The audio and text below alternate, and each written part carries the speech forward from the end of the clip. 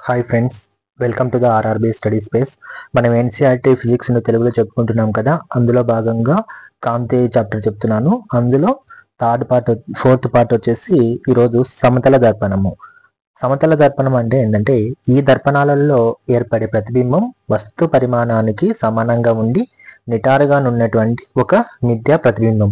మిథ్యా ప్రతిబింబం అంటే ఇక్కడ వర్చువల్ ఇమేజ్ అంటారు. సో సమతల దర్పణం అంటే ఏం లేదు. సో మనం దర్పణం అంటే ఒక మిర్రర్ అన్నమాట. ఈ మిర్రర్ లో మనం చూసుకున్నప్పుడు మన ఇమేజ్ అనేది మిర్రర్ లో కనిపిస్తుంది కదా, అంటే మన ఇమేజ్ కనిపించడం అంటే ఇక్కడ ప్రతిబింబం అన్నమాట. సో ఇక్కడ ఏర్పడేటువంటి ప్రతిబింబం అంటే మిర్రర్ లో పడే ఇమేజ్ ఎట్లా ఉంటుందంట, వస్తు పరిమాణానికి సమానంగా ఉంటుంది. వస్తు పరిమాణం అంటే ఏంది? ఫర్ ఎగ్జాంపుల్ మనమే ఉన్నాము, మనం మిర్రర్ ముందు నిలబడతాం కదా, నిలబడినప్పుడు మనం వస్తువుతో సమానం అనమాట. సో మన ఇమేజ్ మిర్రర్ లో పడుతుంది. ఉదాహరణకి ఇక్కడ చూడండి, ఒక పాప అనేది అద్దం ముందు నిలబడింది. ఇక్కడ పాప వస్తువు మిర్రర్ లో కనిపించే తన ఇమేజ్ వచ్చేసి ప్రతిబింబం అనమాట. సో ప్రతిబింబాన్ని మనం ఇమేజ్ అంటాం. సో అద్దం పరిమాణము ఎంతైనప్పటికీ ప్రతిబింబ పరిమాణము వస్తువు పరిమాణంతో సమానంగా ఉంటుంది. ఇప్పుడు అద్దం ఎంతన్నా తీసుకోండి. సో నువ్వు ఎంత ఉన్నావు, హైట్ కానీ అంటే సైజు హైట్ ఇట్లా ఎంత ఉన్నావో అద్దంలో కూడా సేమ్ సైజు హైట్ కనిపిస్తావు అని చెప్తున్నాడు. ఏది? సమతల దర్పణాలలో ఇది. తర్వాత మళ్ళా పుటాకార దర్పణాలు, కుంభాకార దర్పణాలు ఉన్నాయి. వాటిల్లో వేరే విధంగా ఉంటుంది. మనం కేవలం సమతల దర్పణంలో మాత్రమే చెప్పుకుంటున్నాం, అంటే ప్లెయిన్ మిర్రర్స్ అన్నమాట. నెక్స్ట్, అద్దంలోని ప్రతిబింబము కుడి ఎడమలు తారుమారైనట్లు కనపడుతుంది. దీన్నే పార్శ్వ విలోమం అంటారు. ఇంగ్లీష్ లో వచ్చేసి లేటరల్ ఇన్వర్షన్ అంటారు. ఇప్పుడు అద్దంలో మనం నిలబడినప్పుడు ఏమవుతుంది, మనము కుడి చేయి, ఇప్పుడు మన అద్దంలో నిలబడ్డాం అనుకోండి, మన కుడి చేయి ఏమవుతుంది, అద్దానికి ఎడమ వైపు వెళ్తుంది. సో అట్లా మన కుడి ఎడమలు డిఫరెంట్ అయిపోతాయి కదా, చేంజ్. సో మనం జనరల్ గా గమనించలేం. కానీ లేడీస్ కనుక అద్దం ముందు నిలబడితే వాళ్ళ శారీ డిజైన్ చూసుకోండి, వాళ్ళు కట్టుకున్న విధానం ఒకటి ఉంటుంది, అద్దంలో ప్రతిబింబించే ఇమేజ్ ఇంకో విధంగా ఉంటుంది. అంటే ఇట్లా రివర్స్ అవుతుంది అనమాట. కుడి ఎడమలు, ఎడమ కుడి అవుతుంటుంది. దీన్ని పార్శ్వ విలోమం అని లేటరల్ ఇన్వర్షన్ అంటారు. ఇది కూడా వెరీ వెరీ ఇంపార్టెంట్.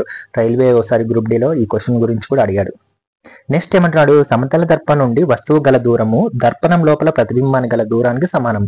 సో మనం అద్దం ముందర ఎంతైతే నిలబడి ఉన్నట్లు డిస్టెన్స్ ఉంటుందో, అద్దానికి దాని లోపల ఏర్పడేటువంటి ఇమేజ్ కూడా సేమ్ డిస్టెన్స్ ఉంటుంది అనమాట. ఇప్పుడు అద్దం ఉంది కదండి, అద్దము ఏ విధంగా ప్లేన్ మిర్రర్ అయితే ఉంటుందో, ప్లేన్ మిర్రర్ లో ఇమేజ్ కనిపిస్తుంది కదా.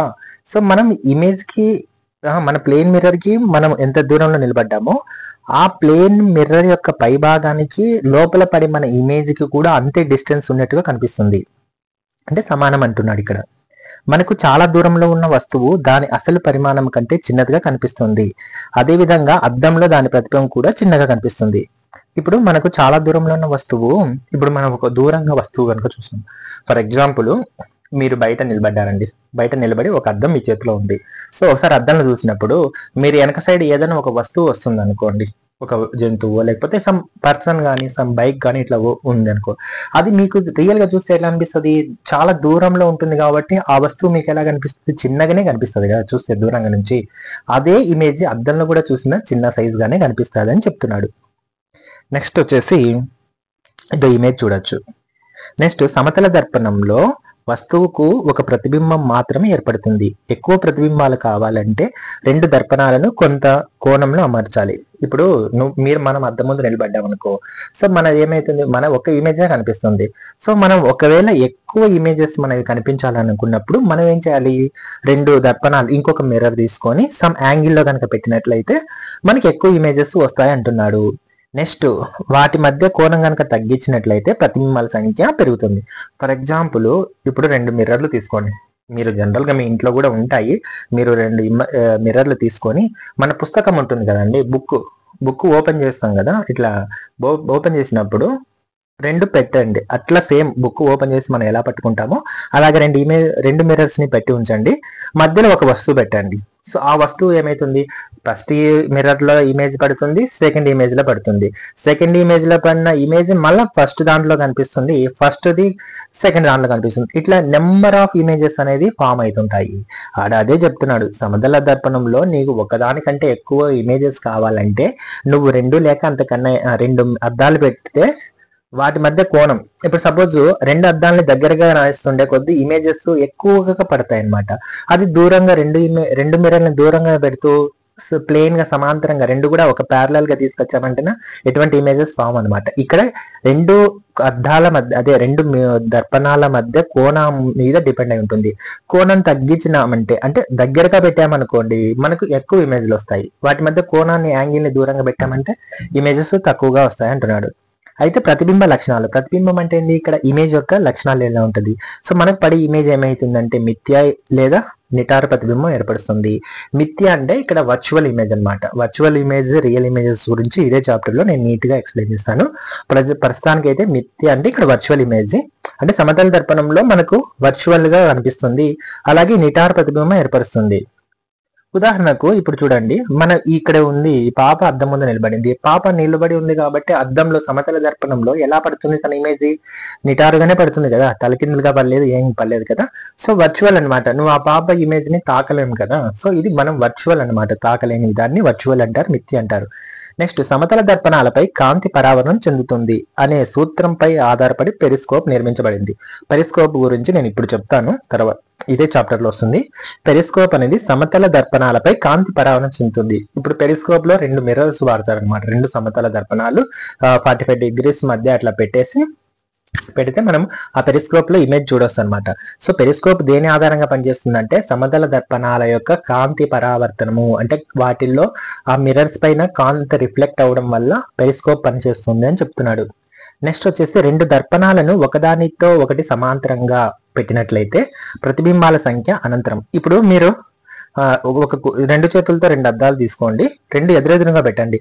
అప్పుడు మీరు గమనిస్తే నెంబర్ ఆఫ్ ఇమేజెస్ ఫస్ట్ అద్దంలో పడతాయి, అలాగే నెంబర్ ఆఫ్ ఇమేజెస్ రెండో అద్దంలో కూడా పడతాయి అనమాట. అదే చెప్తున్నాడు, రెండు దర్పణాలను ఒకదానికి ఒకటి సమాంతరంగా అంటే ఎదురుగా ప్యారలల్ గా పెట్టినప్పుడు మనకు ఇమేజెస్ అనేది ఇన్ఫినిటీ వస్తాయి అంటున్నాడు. నెక్స్ట్, సమతల దర్పం వైపు ఒక వ్యక్తి, మనము అద్దం ముందర ఉన్నాము, కొంచెం మనకు దూరంలో ఒక అద్దం ఉంది, మన అద్దం వైపు నడుచుకుంటూ వస్తున్నాము. సపోజ్ మనం ఒక v వేగంతో 5 మీటర్ పర్ సెకండ్ వేగంతో పరిగెత్తుకుంటూ వస్తుంటే అద్దంలో మనకి ఎలా మన ఇమేజ్ కూడా అద్దంలో కూడా పరిగెత్తుతున్నట్టు ఉంటుంది కదా. అది ఏమైతుందంటే డబల్ వేగం అంటే 2v వేగంతో ప్రతిబింబం కూడా పరిగెత్తుతున్నట్టు కనిపిస్తుంది. అర్థమైంది కదా. ఇప్పుడు మనం అద్దం కొంచెం దూరంలో ఉన్నాం, అద్దం వైపుగా పరిగెత్తుకుంటూ వస్తున్నాం అనమాట. For example 5 meter per seconds వేగంతో వస్తున్నాం అనుకో, అద్దంలో కూడా పరిగెత్తే ఇమేజ్ ఉంటుంది కదా మన ఇమేజ్, అది ఎంత వేగంతో కనిపిస్తుంది మనకు 10 మీటర్స్ పర్ సెకండ్ వేగంతో కనిపిస్తుంటుంది. నెక్స్ట్, ఒక వ్యక్తి తన పూర్తి ఎత్తును చూసుకోవాలంటే దర్పణం యొక్క ఎత్తు వ్యక్తి ఎత్తులో సగం ఉండాలి. సపోజ్ మన ఎత్తు హైట్ ఉంటాం కదండి, మన ఎత్తు మొత్తం చూసుకోవాలంటే మనం ఒక 5 అడుగులు ఉన్నాం అనుకో. సో మన ఇమేజ్ పూర్తిగా కనపడాలంటే మనకి ఎంత సైజ్ ఇమేజ్ కావాలంటే, సో 2.5 అడుగు ఎత్తున్నటువంటి మిర్రర్ కనుక మనం పెట్టుకున్నామంటే ఇంట్లో, సో మనం దాంట్లో ఫుల్ లెంత్ మన హైట్ చూసుకోవచ్చు అన్నమాట అని చెప్తున్నాడు.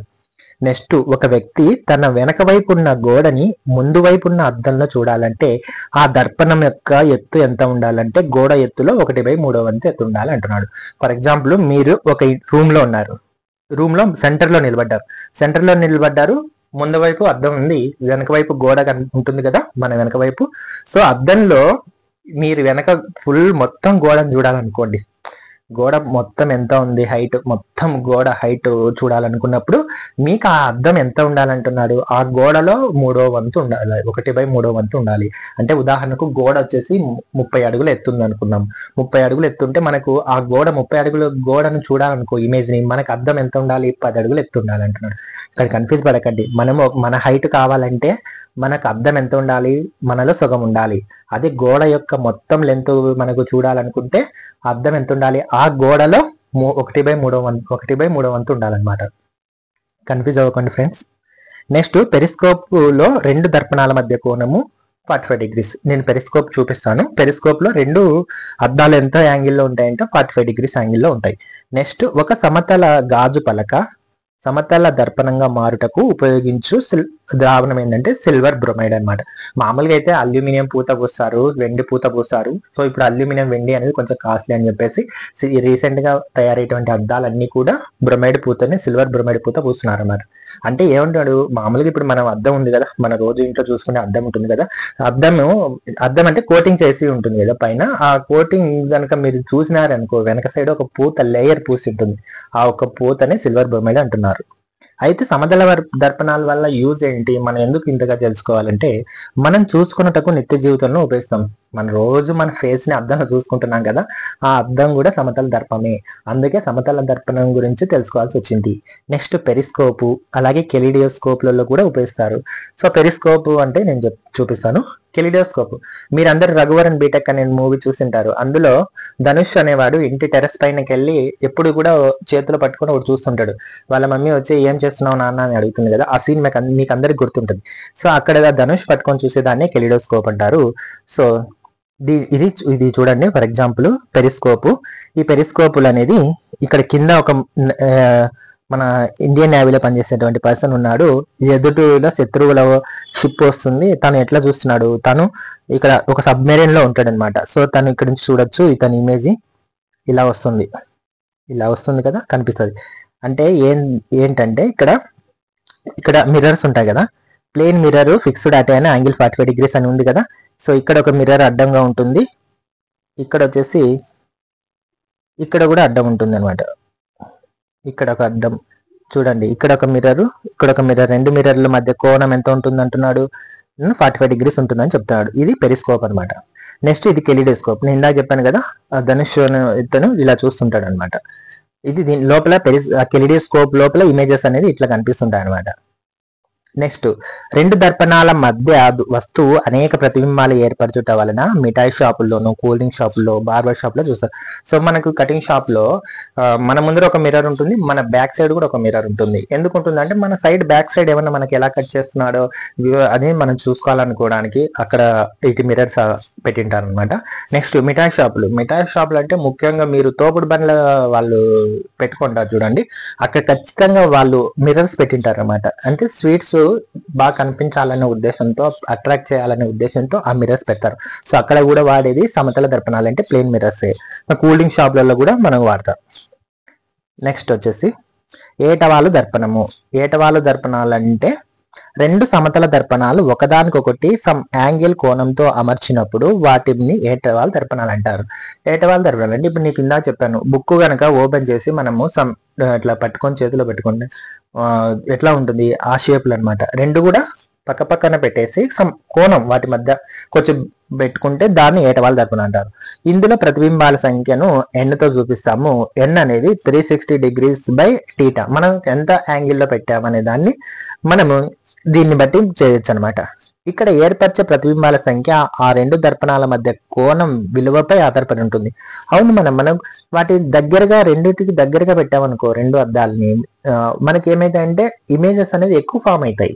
కొంచెం దూరంగా వాటి మధ్య కోణం అనేది ఎక్కువగా దూరంగా ఉందంటే ఇమేజెస్ ఎక్కువ పడవన్నమాట. ఇక్కడ ఎన్ సరి సంఖ్య అయితే, అంటే ఎన్ అంటే మనకు వచ్చినటువంటి సంఖ్య సరి సంఖ్య అయితే ఆ ప్రతిబింబాల సంఖ్యను మనం ఏ విధంగా తీసుకోవాలంటే n-1 గా తీసుకోవాలి. అప్పుడు టీటా, ఇప్పుడు ఉదాహరణకు చూద్దాం. ఇప్పుడు మనకు టీటా వచ్చేసి 60 degrees యాంగిల్లో రెండు అద్దాలని పెట్టామన్నమాట, వాటి మధ్య కోణం. అప్పుడు మనకు ఎన్ని ప్రతిబింబాలు పడతాయి, n = 360 degrees బై 60 degrees. అప్పుడు ఏమైతే 6 అవుతుంది. సో మనకు వచ్చింది 6 కదా, అంటే 6 ప్రతిబింబాలు, 6 ఇమేజెస్ ఫామ్ అవ్వాలి ఆ రెండిట్లో. కానీ మనకి 6 అనేది సరి సంఖ్య కాబట్టి, ఈవెన్ నెంబర్ కాబట్టి, సో మనం ఏ విధంగా తీసుకోవాలి, దాంట్లో 5 ఇమేజెస్ గా చేయాలన్నమాట. సో మీరు ఏం చేస్తారంటే, మీరు ఇది ప్రాక్టికల్ గా మీరు మీ దగ్గర చెయ్యండి. రెండు ఇమేజెస్ ని పక్క పక్కన పెట్టి ఆ రెండు ఇమేజెస్ మధ్యన ఒక వస్తువుని, ఏదో ఒక వస్తువు లేదా ఒక క్యాండిల్ ఏదో ఒక పెట్టి చూడండి, మీకు ఇమేజెస్ రెండు అద్దాలలో కలిపి మీకు 5 కనిపిస్తాయి అనమాట. ఒకవేళ మీకు టీటా అనేది 0 అయితే ప్రతిబింబాల సంఖ్య అనంతం అనమాట. ఇప్పుడు 0 అయింది అనుకో, అంటే కోణం ఏం లేదనమాట, యాంగిల్ ఎటువంటి యాంగిల్ లేదు కాబట్టి నీకు ఇన్ఫినిటీ నెంబర్ ఆఫ్ ఇమేజెస్ పడతాయని చెప్తున్నాడు. నెక్స్ట్ ప్రతిబింబం అంటానే మనం ఏమంటాం, ఇమేజ్ అంటాం. దర్పణంలో ఏర్పడే వస్తు ప్రతిరూపమే ప్రతిబింబం, అంతే కదా. ఇప్పుడు అద్దంలో పడేటువంటి ఇమేజ్ ఏదైతే ఉందో దాన్నే మనం ప్రతిబింబం అంటాము, అంటే ఇమేజ్ అంటాం. ఇది రెండు రకాల ఇమేజ్ అనేది కలిగి ఉంటుంది. ఒకటి నిజ ప్రతిబింబం, రెండు మిథ్యా ప్రతిబింబము. నిజ బింబాన్ని మనం ఏమంటామంటే రియల్ ఇమేజ్ అంటాము, మిథ్యా ప్రతిబింబాన్ని వర్చువల్ ఇమేజ్ అంటాము. అయితే ఈ నిజ ప్రతిబింబం రియల్ ఇమేజ్ అనేది ఎల్లప్పుడూ కూడా తలక్రిందులుగా ఉంటుంది, అంటే రివర్స్ అయి ఉంటుంది అనమాట. మరియు స్క్రీన్ పైన, తెరపైన అంటే వీటిని పట్టగలం అనమాట. సో అటు స్క్రీన్ మీద వీటిని పట్టగలం అనేటి చూపిస్తున్నారు. ఉదాహరణకు సినిమాలో చూపించేటువంటి మనకు రీల్స్ కావచ్చు, ఫోటోగ్రాఫ్స్, ఇవన్నీ కూడా మనకు నిజ ప్రతిబింబం రియల్ ఇమేజెస్ కిందకి ఎగ్జాంపుల్ గా చెప్తాము. అదే మిథ్యా ప్రతిబింబం అంటే వర్చువల్ ఇమేజ్ అంటే ఏంది, ఇది ఎల్లప్పుడూ కూడా నిటారుగా ఉంటుంది, వీటిపై తెరపైన పట్టలేమన్నమాట. సో తెరపైన పట్టలేని ఇమేజ్ని మనం వర్చువల్ అంటాము. తెరపైన స్క్రీన్ పైన మనం చూడగలిగే వాటిని మనం ఏమంటామంటే రియల్ ఇమేజెస్ అంటాము. సో వర్చువల్ ఇమేజ్ కి ఉదాహరణ ఏంటంటే అద్దంలో కనిపించే ప్రతిబింబం. ఇప్పుడు మన అద్దం ముందు నిలబడ్డామంటే మనకి ఇమేజ్ కనిపిస్తుంది కదా, దాన్ని మనం ఏమంటామంటే వర్చువల్ ఇమేజ్ కింద ఉదాహరణకు వస్తుంది. ఇప్పుడు చూసుకోండి, ఇమేజ్ వచ్చేసి real image, virtual image. Virtual image కి మనం అద్దం ముందు నిలబడ్డము ఉదాహరణ అయితే, ఈ ఫోటోగ్రాఫ్స్ ఫిలిమ్స్లలో మనకు కనిపించేటువంటి ఇమేజెస్ రియల్ ఇమేజెస్ కిందకి ఉదాహరణ వస్తాయి. ఇక్కడ కూడా చూడండి వర్చువల్ ఇమేజ్. వర్చువల్ ఇమేజ్ అంటే ఇక్కడ పర్సన్ ఉన్నాడు, మనకు ఒక మిర్రర్, ప్లెయిన్ మిర్రర్ లో కనిపిస్తాయి కదా, మనకి ఏజ్, హైట్, సైజు ఇవన్నీ కూడా కనిపిస్తాయి చూడండి. దీన్ని మనకు ఇప్పుడు మీకు చెప్పాను కదా, ఒక మన ప్రతిబింబము అద్దంలో పడాలంటే మీరు అద్దం యొక్క ఎత్తు ఎంత ఉండాలంటే మనలో సగం ఉండాలని చెప్పాను కదా. ఇక్కడ పర్సన్ ఒక హైట్ వచ్చేసి హెచ్ ఉన్నాడా, సో అద్దం ఎంత హైట్ ఉంది మనకు చూపించాను చూడు, అతని హైట్ లో సగం ఉంటుందని చూపిస్తున్నాడు అనమాట. అదే నెక్స్ట్ వచ్చేసి ఇది కూడా మనకు వర్చువల్ ఇమేజ్ కి ఉదాహరణ అనమాట, అద్దంలో కనిపించే ప్రతిబింబం. నెక్స్ట్, ఏవైనా రెండు బిందువుల మధ్య కాంతి ప్రయాణించేటప్పుడు అతి తక్కువ సమయం పట్టే మార్గంలోనే ప్రయాణిస్తుందని ఫెర్మాట్ సూత్రం చెప్తున్నాడు అనమాట.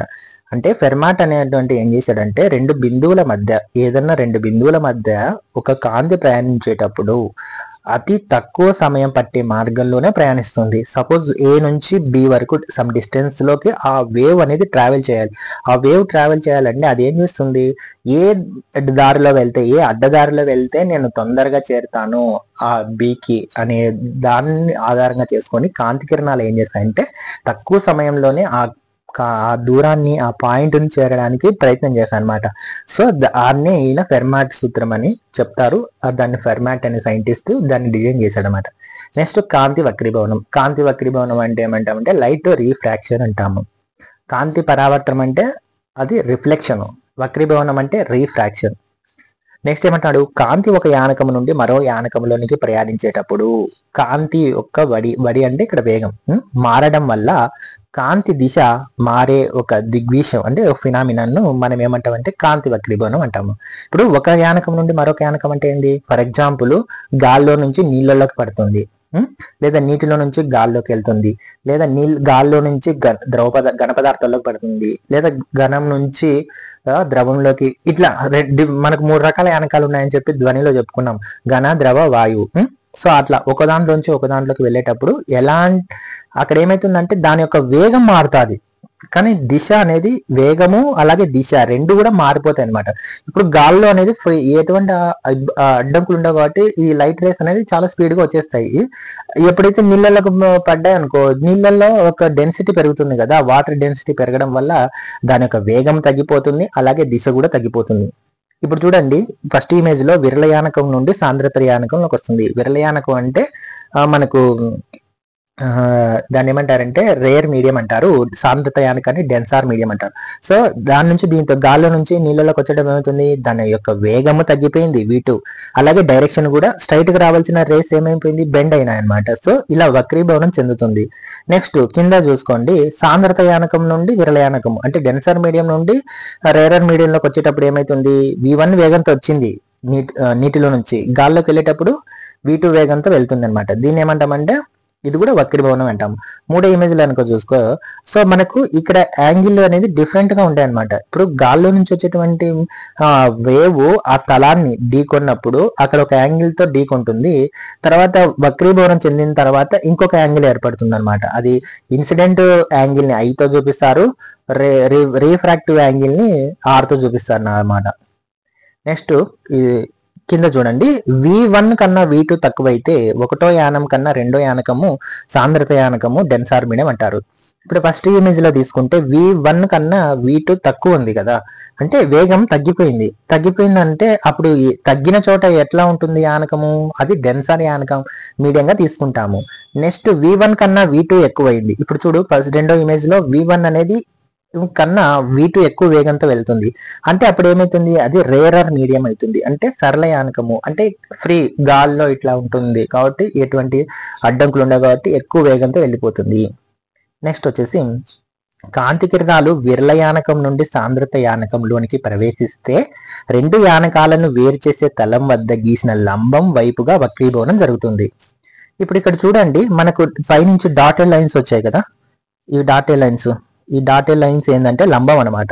ఈ లంబానికి ఇక్కడ ఢీకొన్నాక, సో లంబానికి దూరంగా, ఇది కూడా లంబమే కదా కింద, ఇది లంబానికి దూరంగా వెళ్తుంది లేదా లంబానికి దగ్గరగా వస్తుంది కదా. ఇప్పుడు ఈ ఇమేజ్ చూడండి, ఇప్పుడు ఇది లంబం కదా. ఈ లంబానికి ఈ ఫస్ట్ ఇమేజ్ లో ఏమైంది, లంబానికి దగ్గర వైపు వచ్చింది. సెకండ్ ఇమేజ్ లో ఏమైంది, లంబానికి దూరంగా వెళ్ళిపోతుంది. వాడు అదే చెప్తున్నాడు ఇక్కడ. ఏమని చెప్తున్నాడంటే కాంతి కిరణాలు విరళ యానంలోనికి సాంద్రయానికి ప్రవేశిస్తే రెండు యానకాలను వేరు చేసే తలం వద్ద గీసిన లంబాని వైపుగా వక్రీభవనం కిరణం జరుగుతుంది. నెక్స్ట్ ఏంది గాల్లో నుంచి, అదే రేరర్ మీడియం నుంచి డెన్సర్ మీడియంలోకి వచ్చినప్పుడు లంబం వైపు జరుగుతుంది. నెక్స్ట్ ఒకవేళ డెన్సర్ మీడియం నుంచి రేరర్ మీడియం అంటే సాంద్రత యానకం నుండి విరళ యానంలోకి వెళ్ళేటప్పుడు లంబానికి దూరంగా జరుగుతుంది అంటున్నాడు. అంటే సాంద్రత యానకం అంటే ఫర్ ఎగ్జాంపుల్ నీళ్ళలోంచి గాల్లోకి వెళ్తుంది అనుకో, నీళ్ళని సాంద్రత మీడియము, విరళ యానకం అంటే గాలి అనమాట. నీటిలో నుంచి గాల్లోకి వెళ్ళేటప్పుడు ఏమైతుంది, లంబానికి దూరంగా జరుగుతుంది. ఇప్పుడు ఇమేజ్ లో చూడండి, సెకండ్ది నీటిలో నుంచి గాల్లోకి వస్తుంది, కాబట్టి లంబానికి దూరంగా వెళ్ళిపోయిందా, V2 వెళ్ళింది కదా. ఫస్ట్ ఇమేజ్ లో చూసుకోండి, గాలిలో నుంచి నీటిలోకి వచ్చినప్పుడు ఏమైపోయింది, లంబానికి వైపుగా బెండ్ అవుతుంది, అదే చెప్తున్నాడు. నెక్స్ట్ ఏమంటాడు, కాంతి ఒక యానకం నుండి మరో యానకంలోనికి ప్రయాణించేటప్పుడు దాని దిశలో మార్పు ఏ మేరకు జరుగుతుంది అనేది వక్రీభవన గుణకం తెలుస్తుంది. ఇప్పుడు ఈ రెండు ఇమేజ్లలో కనుక చూసుకుంటే ఇది వేగం చేంజ్ అయ్యింది, అలాగే దిశ అంటే డైరెక్షన్ కూడా చేంజ్ అయింది కదా. లంబానికి అటుగా దగ్గరగా వస్తుంది, కొన్ని చోట్ల లంబానికి దూరంగా వెళ్తుంది కదా. ఈ దిశ అనేది మారుతుంది కదా, అది ఎంత రేంజ్ లో మారుతుంది అని చెప్పేదాన్ని వక్రీభవనం గుణకంతో తెలియపరుస్తాము. అంటే వక్రీభవనం గుణకం అంటే రిఫ్రాక్టివ్ ఇండెక్స్ అనమాట. రిఫ్రాక్టివ్ ఇండెక్స్ అంటే ఏంటంటే మామూలుగా చెప్పుకుందాము, శూన్యంలో కాంతి వేగం ఎలా ఉంటుంది, 3 × 10⁸ మీటర్/సెకండ్ ఉంటుంది. దీన్ని మనం C తో చూపిస్తాం అనమాట. మరి ఏ ఇతర పారదర్శక యానకంలోనైనా కాంతి వడి C కన్నా తక్కువగా ఉంటుంది. అంటే గాలిలో మాత్రమే హైయెస్ట్ గా ఉంటుంది. మిగతా ఏ పదార్థాలలో తీసుకున్నా, పారదర్శక పదార్థాలలో అంటే గాజు, నీళ్లు, ఇలాంటివన్నీ కూడా పారదర్శకమే కదా. సో ఇలాంటి దానిలలో ఈ C కన్నా తక్కువే ఉంటుంది అని చెప్తున్నాడు. నెక్స్ట్, ఏదైనా యానకంలో కాంతివడి V అనుకుంటే శూన్యంలో కాంతివడికి ఆ యానకంలో కాంతివడికి గల నిష్పత్తిని ఆ యానకం యొక్క వక్రీభవన గుణకంగా నిర్వచిస్తాము. దీన్నే పరమ వక్రీభవన గుణకం అంటే అబ్సల్యూట్ రిఫ్రాక్టివ్ ఇండెక్స్ అంటున్నాడు. ఇదేం ఇప్పుడు N అనేది ఇక్కడ రిఫ్రాక్టివ్ ఇండెక్స్ గా చేసుకుంటాడు కదా. మనం N ఏ రకంగా చూస్తామంటే, ఇప్పుడు కాంతి వేగము ఒకటి ఉంటుంది కదా శూన్యంలో కాంతి వేగానికి ఒక వాల్యూ ఉంటుంది. మనము గాజులో ఒక వేగం ఉంటుంది, లేదా నీటిలో ఒక వేగం వెళ్తుంటుంది కదా. సో పైన ఏం తీసుకుంటున్నామంటే యూనివర్సల్ గా ఈ శూన్యంలో ఎంత వేగంతో పోతుందనేది తీసుకుంటాం. కింద మనం రకరకాల వస్తువుల్లో పంపిస్తుంటాం, గాజులో పంపిస్తాం కాంతిని, నీటిలో పంపిస్తాము, లేదా ఒక ఆయిల్ ద్వారా పంపిస్తాము, లేదా ఒక పేపర్ ద్వారా పంపిస్తాం. ఇట్లా రకరకాల వస్తువులలో ఒక వేగంతో వెళ్తుంటుంది. సో ఈ రెండింటికి మధ్య కంపారిజన్ రేషియోనే నిష్పత్తిని మనం ఏమంటామంటే వక్రీభవన గుణకం అంటారు, రిఫ్రాక్టివ్ ఇండెక్స్ అంటున్నారు. So N = C/V. C అంటే ఏంది, కాంతి వేగము ఇక్కడ శూన్యంలో, V అంటే ఏంది, వస్తువులో ఎంత వేగం వెళ్తుంది అనేది చెప్పుకునేది అనమాట. అయితే ఇది ఒకే విధమైనటువంటి రెండు రాశుల నిష్పత్తి. ఇక్కడ రెండు కూడా మనం కాంతి వేగాలే తీసుకుంటున్నాం. పైన ఏం తీసుకుంటామంటే శూన్యంలో తీసుకుంటాము, కింద వస్తువులో తీసుకుంటున్నాం. కాబట్టి రెండు సేమ్ ఒకే విధమైనటువంటి వేగాలే కాబట్టి వీటికి ఏం ప్రమాణాలు ఉండవు. ఇది కూడా ఇంపార్టెంట్. ప్రమాణాలు 3 రకాలు వేరేటివి ఇచ్చి ఒకటి ఏది కాదు అంటాడు, లేదా ప్రమాణాలు లేవంటారు. సో ఏదో ఒకటి ఉంటుందని చెప్పేసి కన్ఫ్యూజన్ లో మనం పెట్టేస్తాం, జాగ్రత్తగా చూసుకోండి. నెక్స్ట్, యానకం యొక్క వక్రీభవనకం ఎక్కువగా ఎక్కడ ఉంటుంది అంటున్నాడు, ఆ యానకంలో కాంతి వడి తక్కువగా ఉంటుంది.